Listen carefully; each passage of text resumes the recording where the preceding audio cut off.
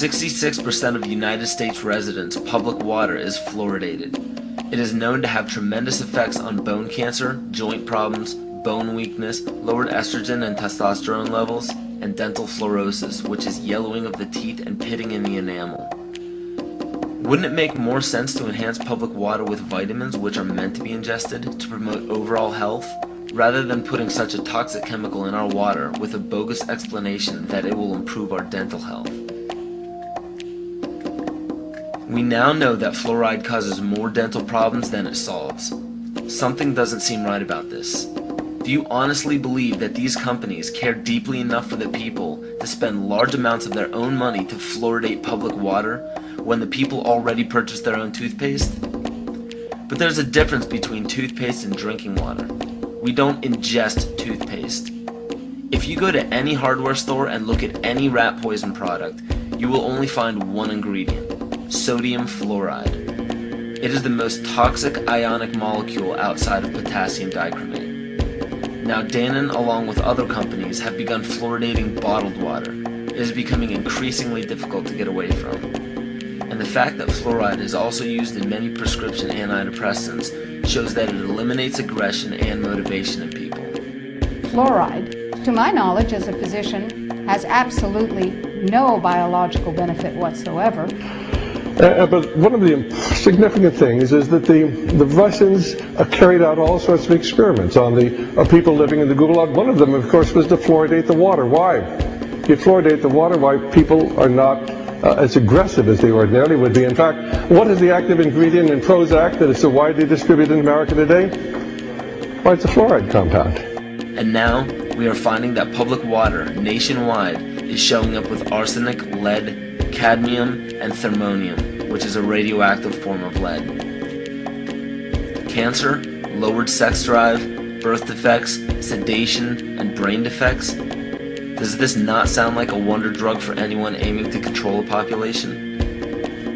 It's quite astonishing, Paul, the degree to which environmentalists have not been educated about fluoride.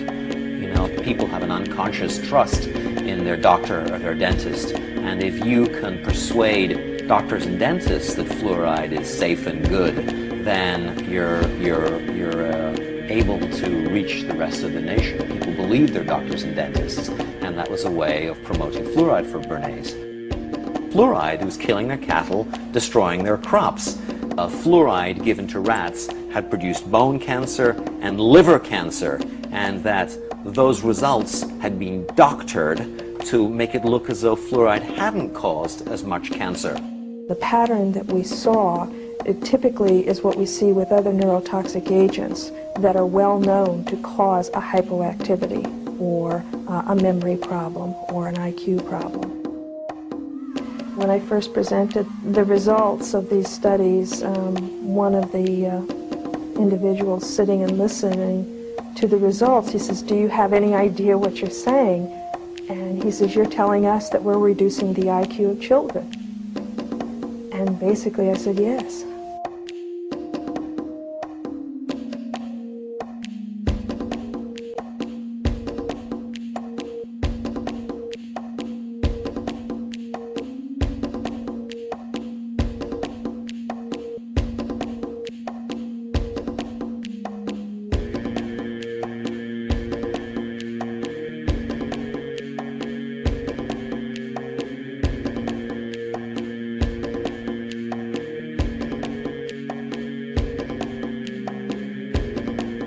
Aspartame, the artificial sweetener found in almost every low-sugar or sugar-free product on the market. First of all, aspartame is made up of three things: methanol, which of course is what produces blindness, aspartic acid, and phenylalanine. These are all poisons. Aspartic acid, of course, produces brain lesions. This was known back in the early 1970s. Methanol produces blindness. Phenylalanine is what you see in the brain, and in high doses it produces trauma. We're not making this all up. The FDA did publish back in, I think it was in the 80s, they did publish the 92 potential side effects of aspartame. And they do, these side effects are quite, are extremely serious. Things like dizziness, problems with balance, abdominal pain and cramps, changes in vision, seizures and convulsions, etc., etc. Yet despite all of these harmful effects, Donald Rumsfeld pushed it out into the stores in over 5,000 products when he was CEO of Cearly, the company that manufactured aspartame.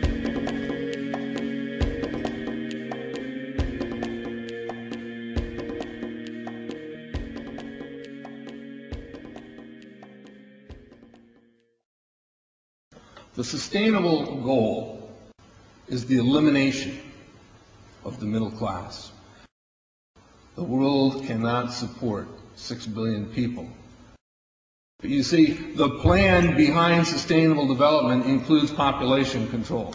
It's a program for land use control, education control, and population control. The leaders of the sustainable movement say that the world's human population should not exceed 500 million people. That's a 93% reduction of today's population levels.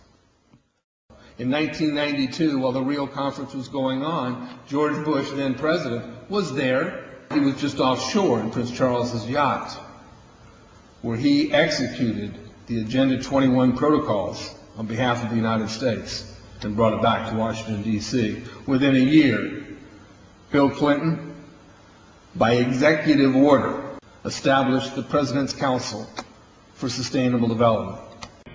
In 1996, Bill Clinton set up the President's Council on Sustainable Development. One of the dictates of Agenda 21 is that every country in the world is to set up a national council to oversee the implementation of Agenda 21. I've listened to Gorbachev explain, we are writing a new set of 10 or 15 commandments to replace the original 10. Which one of the 10 do you think these guys don't like? Thou shalt not lie, thou shalt not steal, thou shalt not covet. Because I'll tell you what, these people have lied to us. They're in the process of stealing all of this nation's natural resources, and they covet everything you have left.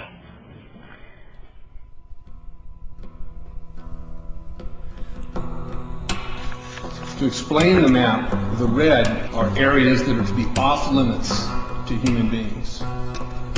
If you live there, you won't. The yellow areas are the areas for major control of all human activity. If you live there, you won't. The black dots are the smart growth zones. That's where human beings are to be stacked and packed in small living units along rail tracks. The Smart Growth Program ultimately has jobs assigned and children cared for by the state.